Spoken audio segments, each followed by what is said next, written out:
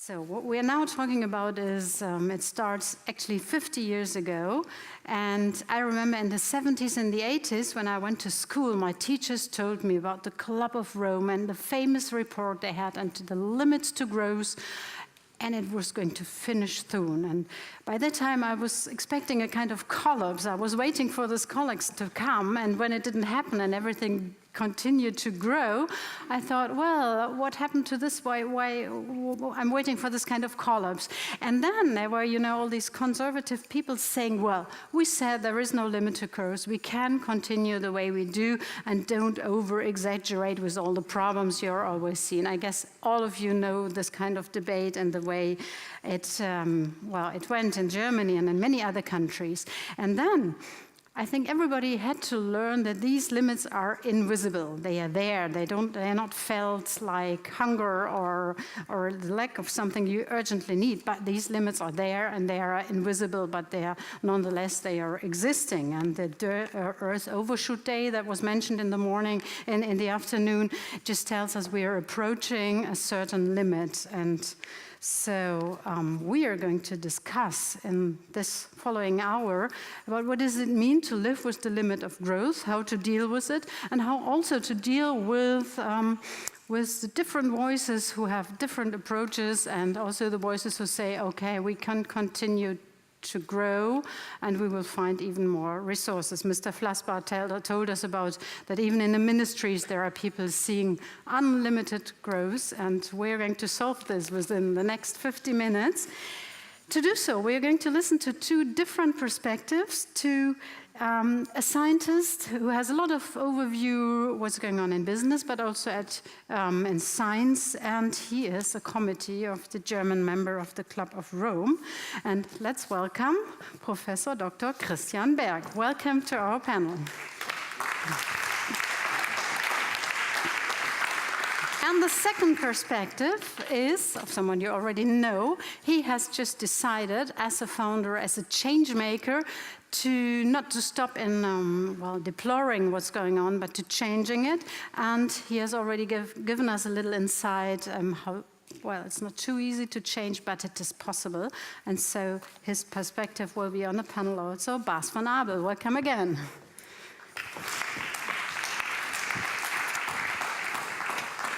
Christian Berg, I would like to start with you, and I've just thought for a word to explain what you're doing. It's not easy. It's a long list because you're doing a lot of different things.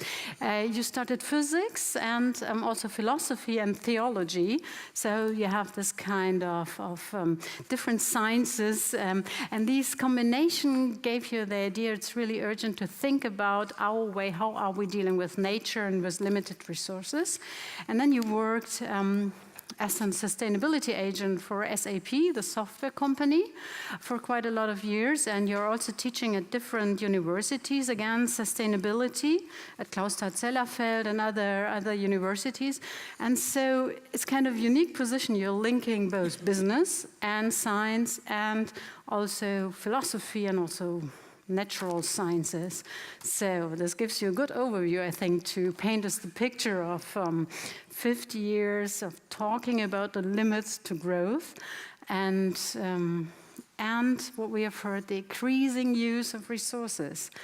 So what is your message for us? What are the chances and what are the challenges still about finding an answer to this limit? Christian Berg.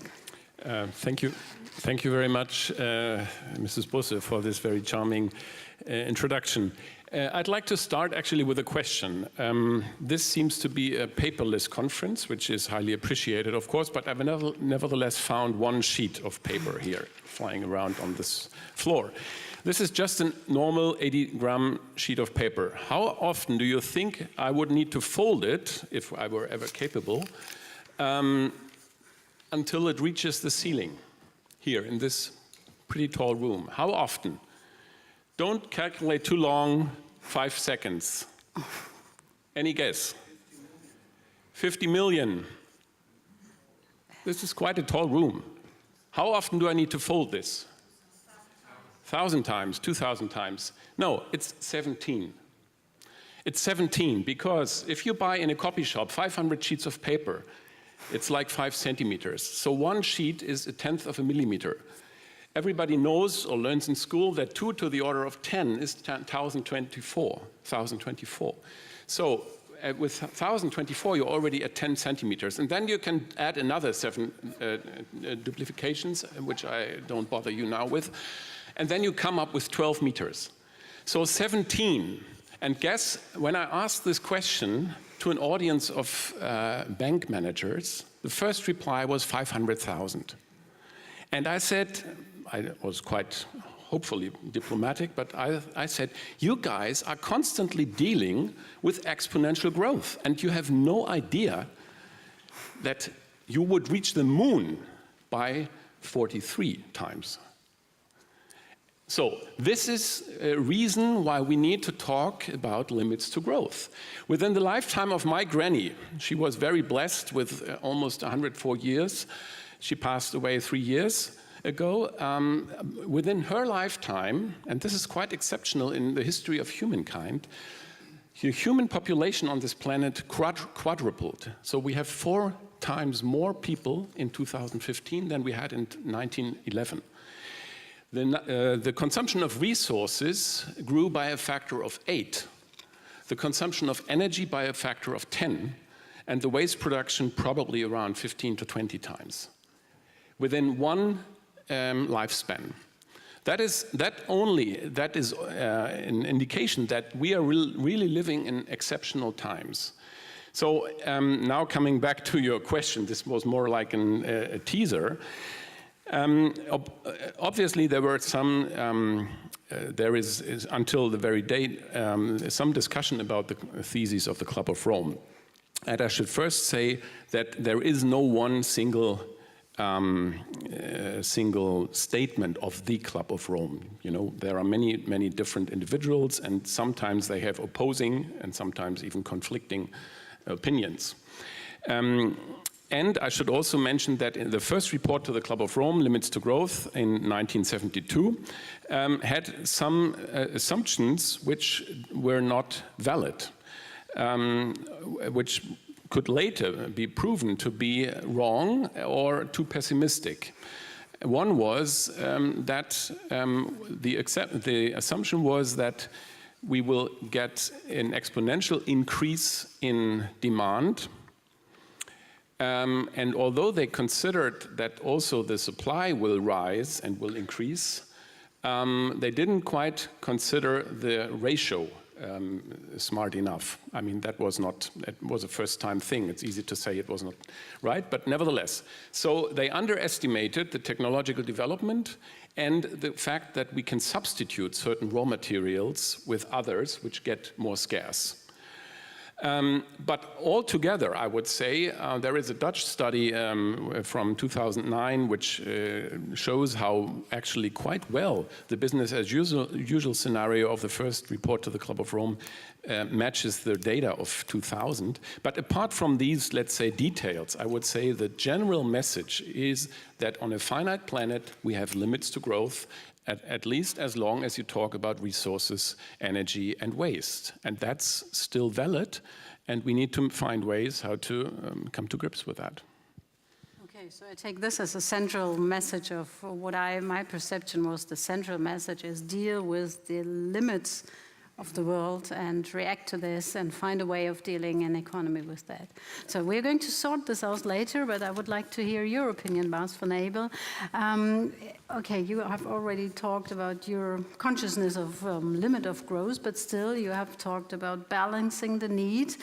Having a company and a business model in an economical system that's based on growth, and that doesn't work without growing.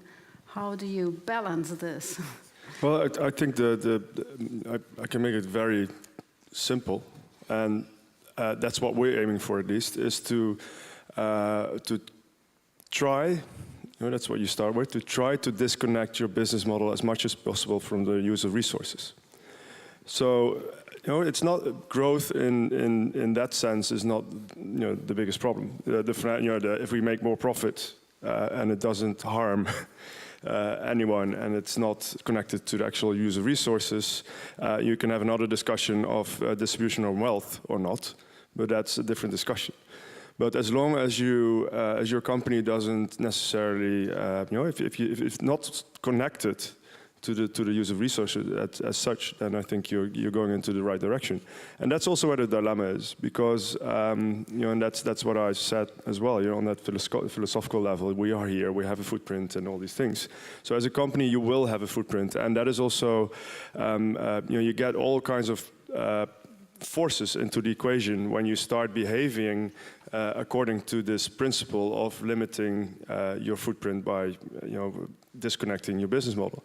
I know that there's companies where people talk about sustainability and that shareholders get nervous because it will impact the bottom line.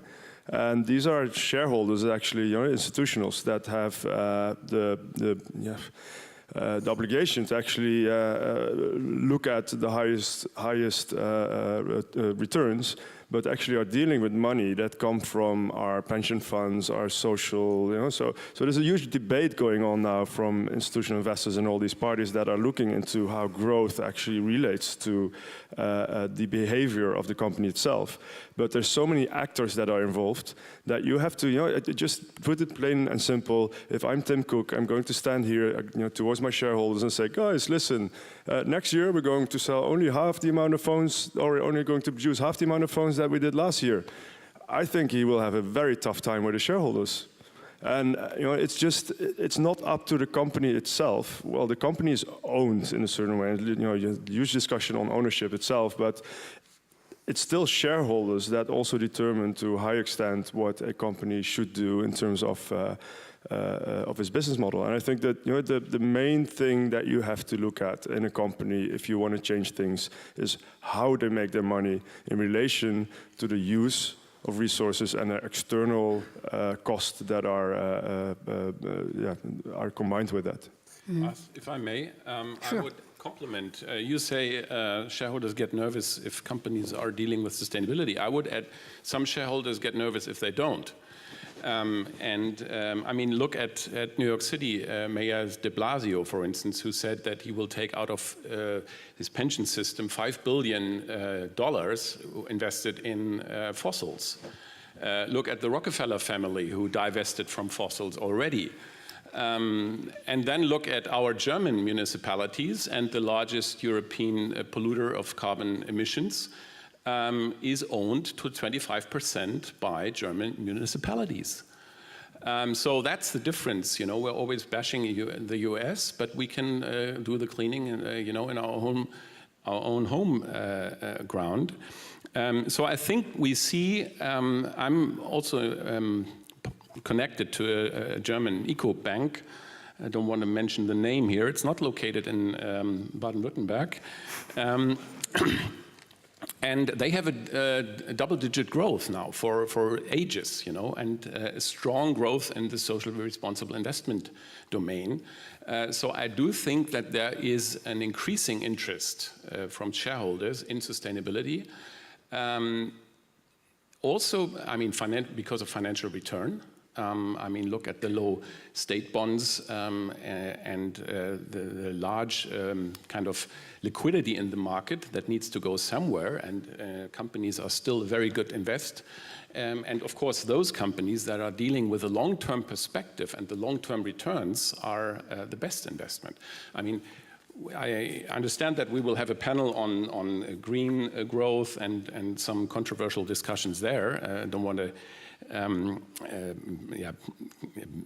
say too much about that, but I definitely want to stress that there are companies who make a business case out of this topic. Sure. I totally, I agree in that sense. I just want to point out the difficulties that you're dealing with, and that was a question as well, as a company, because in the end you also need to just make sure that you make enough money, and you do that by selling products at the moment. Yeah, so that's also how we deal. How do we have to deal with it? Let's just fix a starting point. You both agree there are limits to growth. Even though people say 20 years ago there seemed to be peak oil, peak everything, peak phosphate, but then new resources were found and now we are fine and we only have to dig deep enough. there are these voices, but you agree that's not true. There are limits to growth, right? Is this where we agree upon? I just heard the comment that if we dig deeper, we can find whatever we want. Yes. Of course, you know, the whole world is made out of metals and minerals and everything. So yeah, if we'd have the energy to dig deeper, we would find metals. The problem is what will be gone first. You know, if we don't have the energy anymore to make the machines to dig deeper. Yes, and as Jochen Blas said, it's not only a question of energy, it's also of biodiversity and many other issues. So we agree upon... I would say, yes. Of course, there are limits, but the limits, maybe 20 years ago, we still talked about peak oil. You mentioned peak oil. 10 years ago, Citibank said peak oil is dead because we have the unconventional oil reserves. At these high ecological cost that are being deployed at high Yes, of course, area. but okay. that was kind of neglected, you know. But nevertheless, the resources issue, at least for the energy resources, wasn't that much of an issue anymore.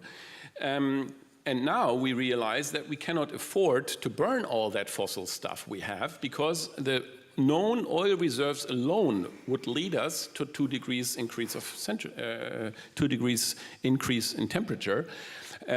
The oil reserves we know today alone, without any coal, without any gas. So if we ever want to stick to the COP21 Paris Agreement, we must never burn all that fossil stuff unless we have a very smart way of dealing with the carbon, like CCS or others, which we don't at the moment.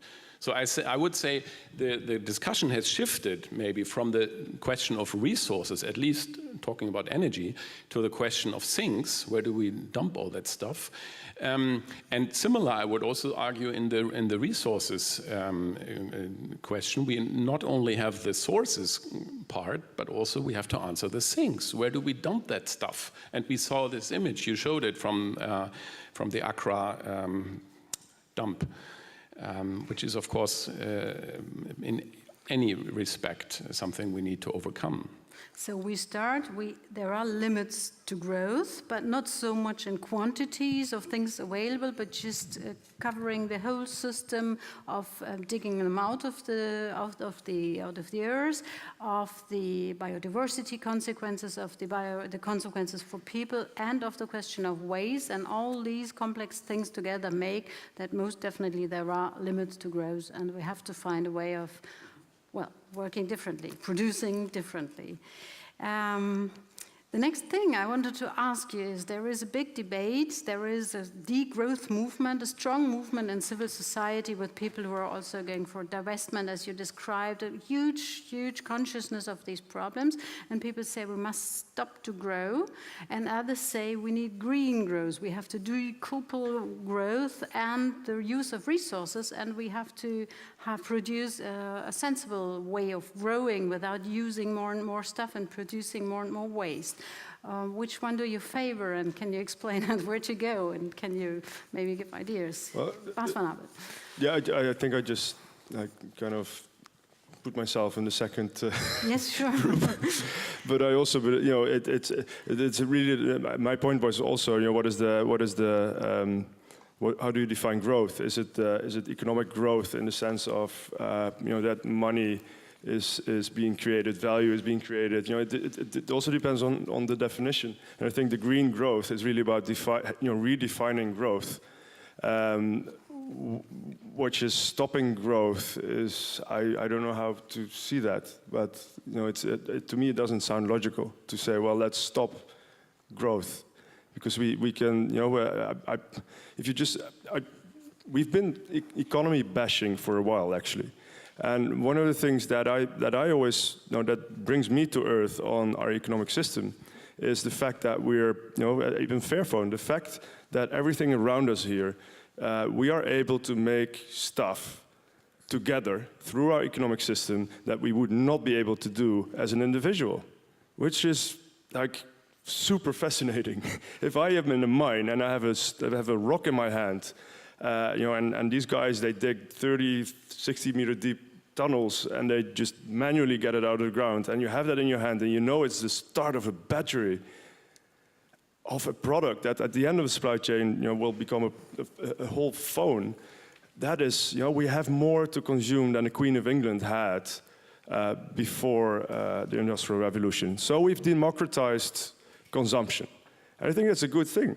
Our economic system is very efficient and works really well by putting people together in a system that we've alienated from. And I think that alienation, that distance that has been created, and us seeing ourselves as an end consumer, end product, and all these things, and not in a revolving thing, that is a bit of the problem. I think it needs we need to redefine how to do that, and I think that's the right direction. And circular economy and cradle to cradle, these are all things that are contributing to that. And I don't think we have to just say we need to stop growth, but we have to look at a different way.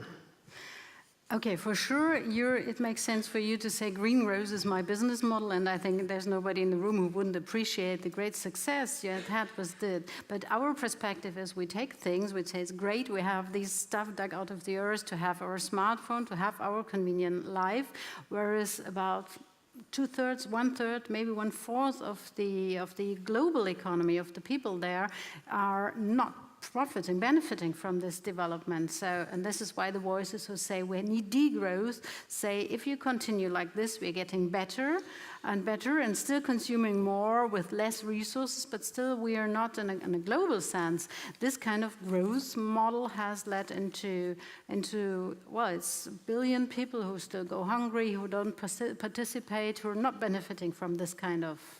No, but that's a distribution of wealth. That's the where do you add value in that supply chain? And that's exactly what we're trying to do here.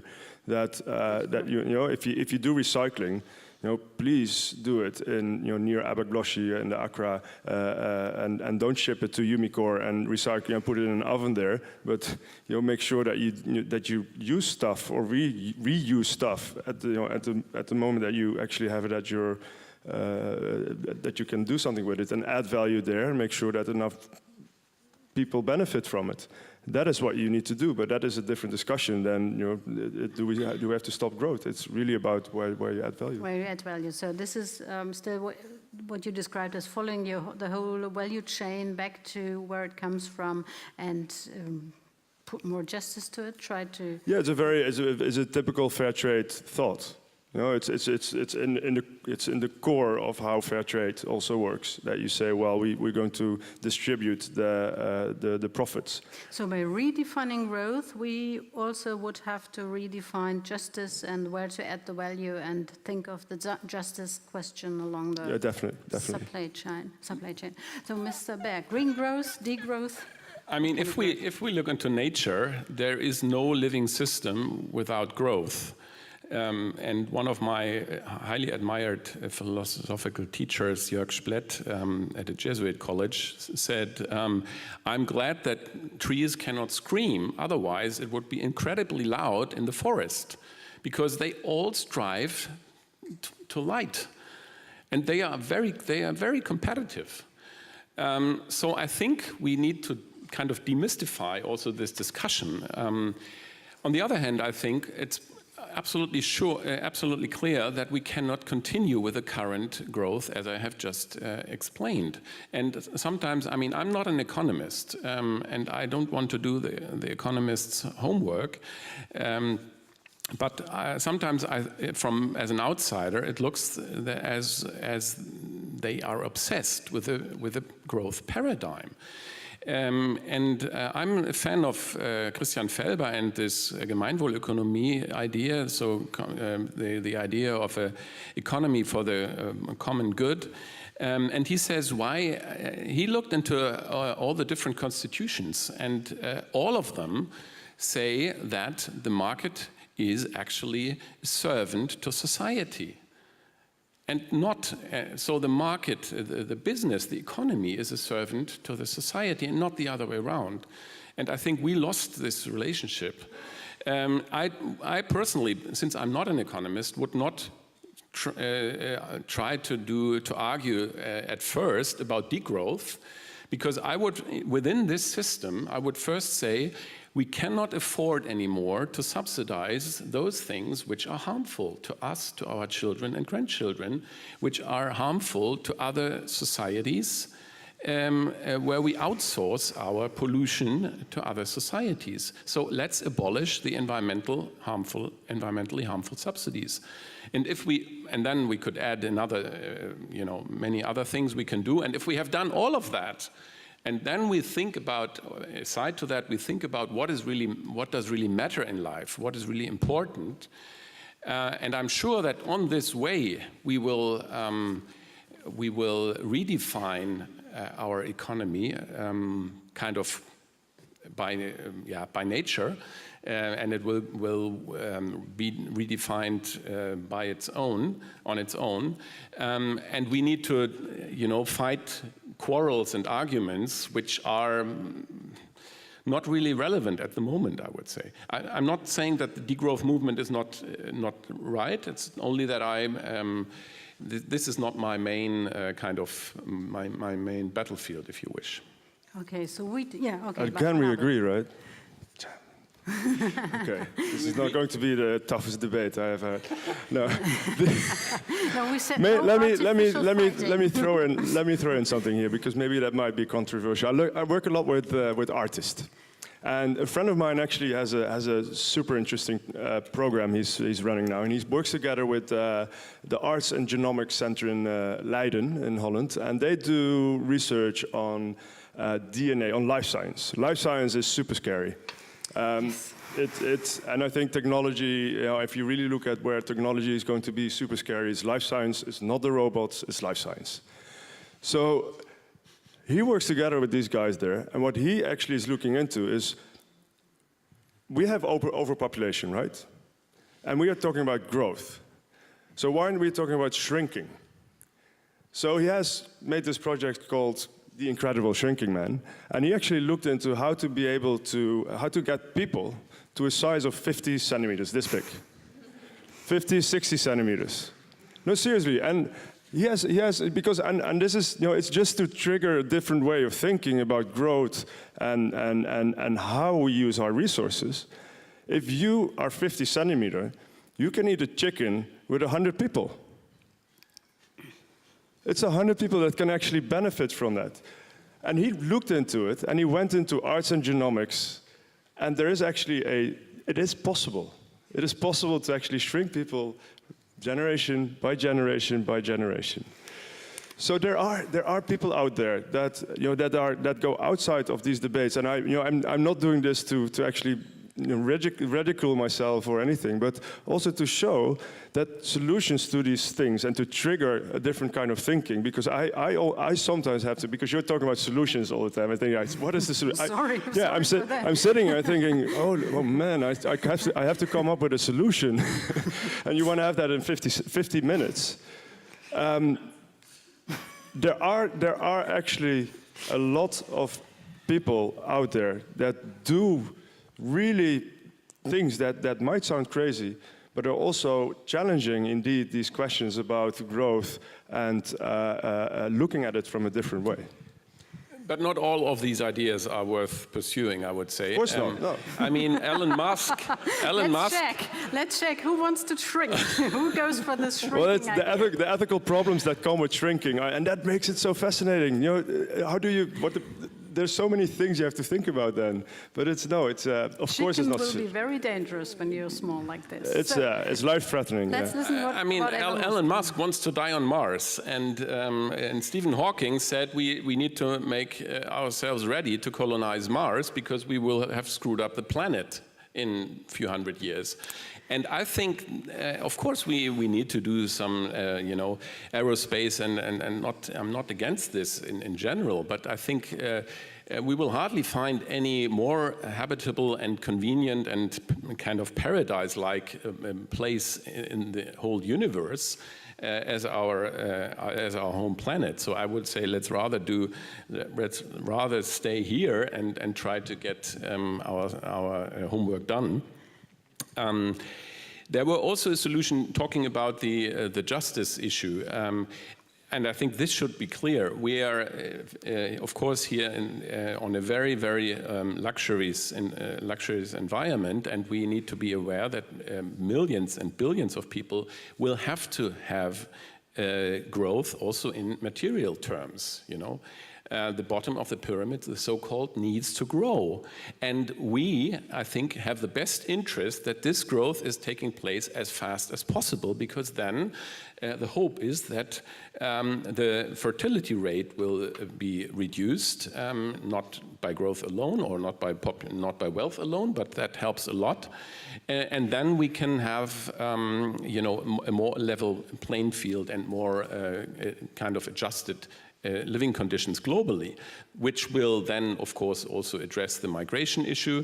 And coming back to the question, do we need to degrowth? That's also, for me, from an ethical point of view, a question to reflect on your own way of consumption. It's also a matter of solidarity. You know, why should I invest everything in material kind of consumption where other people don't have the most basic needs? You know. So this would mean, on a business level, we have to find green growth combined with justice questions, and on a personal level, we have to see what our consumption level is versus the rest of the world and follow a line of justice to do our personal degrowth and to give this to the personal responsibility, whereas the system, the economic system as a whole, has to follow the path of green growth, and therefore we have to redefine growth. Let's start. Yeah, but I think the point you make on how much stuff we will still produce, we've just started, if you look indeed, of the steps that still need to be taken by you know, a whole part of the world in terms of consumption, and also the ethical position we have on, you know, solidarity, or, you know, whatever kind of way we want to put it. But in the end, we know it's not possible.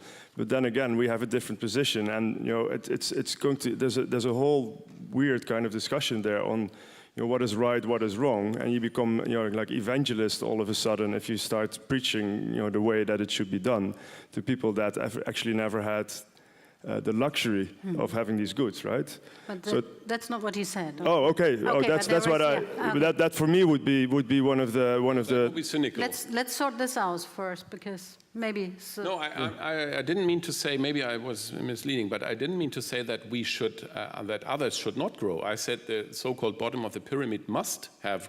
No, exactly. No, so okay. Indeed, I see that is one of the. You know, we should be careful indeed, not to become. You know, not to start finger pointing. No. And so I totally agree on that. But it is a super difficult situation then. But yes, of course. And this puts us in a very difficult place, because on the one side, we have the highest footprint. On the other side, and it's very easy to say you don't need that consumption if you already consume that much. But on the other hand, I think we need, and that's why we need to think about more frugal, enriching lifestyles, and think about, I mean, we talked about business, also about other business models, you know, that can decelerate life, that can, like, I mean, talking here, by the way, I'm also using a Fairphone, and I was asking Bas in the break if they ever thought about another business model, not selling phones, but selling the services, and he told me, you can explain this better than I, that you're already working on that. Yeah. No, we need to rethink our whole way of production and consumption, and we also play a personal part. Each and everybody plays and must decide what to value in life. Sorry. Well, that's the behavioral aspect, right? And that is really on. It's really on the life. We are on the sustainable lifestyle with Fairphone. You know, we seek the biggest. Leaps in terms of energy reduction, CO2 reduction, and also just improving everything in the supply chain with the end consumer, or the end customer, or the user of the product actually. What I find, we are going to set up a service model. So what the whole idea with Fairphone as a service is that there's an insurance company, that there's a bank financing it, and there's a Fairphone providing the product, and we're going to roll it out with the municipality of Amsterdam. And then the municipality of Amsterdam basically they have a contract with Fairphone for the use of the phone of 2, 3, or 5 years, which could be the same phone, could be another phone. It's really up to us. So they don't have to bother about upgrades or anything. We just make sure that they have the service and they get what they pay for.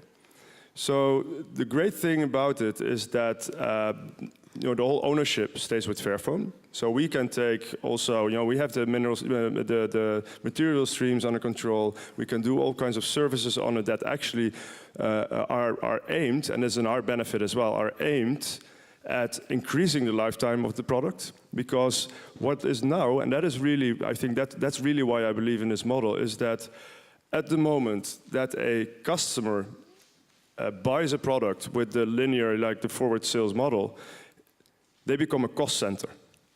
Yeah, so in the business model of our company, a customer is a cost center at the moment that they actually have bought the phone. So if we have to do cost savings, you can imagine where we have, where we are going to look. It's looking at, of course, all kinds of projects, but also on like, oh, this is cost, and that's where we have to do savings. At the moment that you have a service model, it means that once the customer has the product, it's actually your income. So the nice thing for us would be to support them, better, and you can also create incentives then. So incentives, and we're working with with operators as well. So let's say an operator is willing to decrease the monthly subscription cost if you didn't break your screen for a long while. Yeah, so you create that incentive to actually treat your phone well.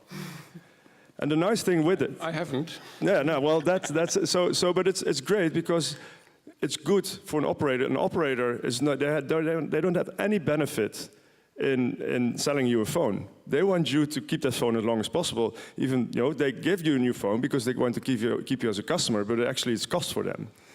Yeah, so you can, if you think it through, you can create businesses, because for us it's also good.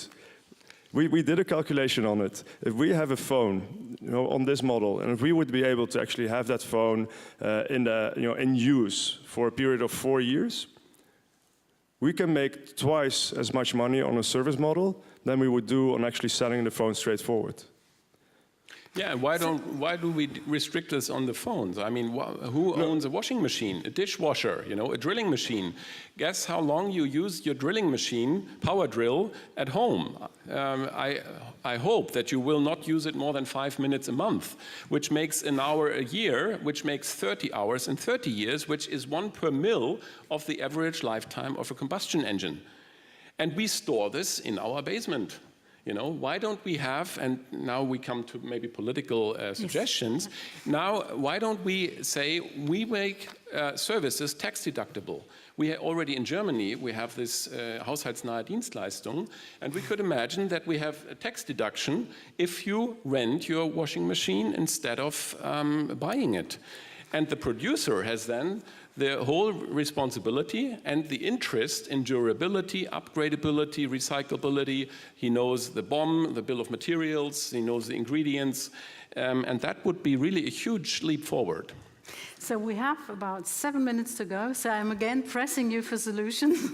We have heard about this great model, and also I think it's known in Germany because the cradle-to-cradle idea is also part of this. So the idea, everybody who hears about it says, yes, right, I don't need the thing, I want the service, I want to talk to someone, I don't want to own this mixture of 60 different metals. But do you have any suggestions, what politicians, as Mr. Untersteller, who's listening attentively, what they could do to support this model to come out of the niche markets of the Fairphone or of smaller parts, but to really introduce it as a principle of economy in a global economy?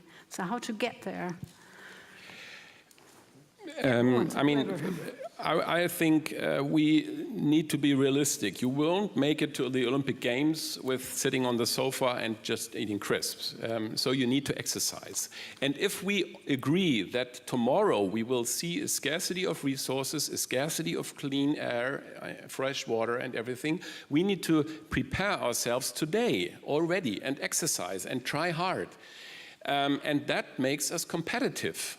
I mean, German industry is competitive compared to other regions because we had relatively, I mean, it also relates to the traditional virtues maybe, but it also relates to the energy cost. Companies in the US don't pay much less for energy in total because they consume three times as much, but the prices are a third. So, but that doesn't make them competitive. It makes you competitive if you deal with scarcities, because scarcities drive innovation. And I think we need to find the proper balance between being competitive in the global market and not, not burden our companies with too much maybe tax load, but on the other hand, make the right incentives for innovation. So my idea would be, or my vision would be, long-term, a different Steuersystem, tax system, which lowers the effort, the burden on labor, and increases the taxes on energy and resource consumption. Ideally, of course, in a global arena, or at least European, but if that's not possible, start in Germany. And then this different tax deductions, which I mentioned before, or a reduced VAT for sustainable products and others could add to that. Thank you very much. Can you name the incentives that help you to make Fairphone big as it is today, and maybe the things that stopped you? Well, I think for in a bigger context of smaller, like niche companies that you said that want to operate in a different way. Like for example, very clear the service model, you need working capital. Yeah, so because you have to finance everything up front. Small companies don't get working capital from banks, so you need to have some support guarantees from the state. It's just as simple as that. Or you don't want to put all equity in and basically have to sell your company to get money to do that, because it's plain working capital. The other one is incentivize, and we've been working a lot on on the conflict mineral Dodd-Frank Act. Conflict minerals are, there's a huge due diligence around it, huge paperwork, a lot of auditing. All the auditors get bloody rich about this whole thing. But who is benefiting really from it? It's auditors, yes, but there's no incentive to companies to actually do good.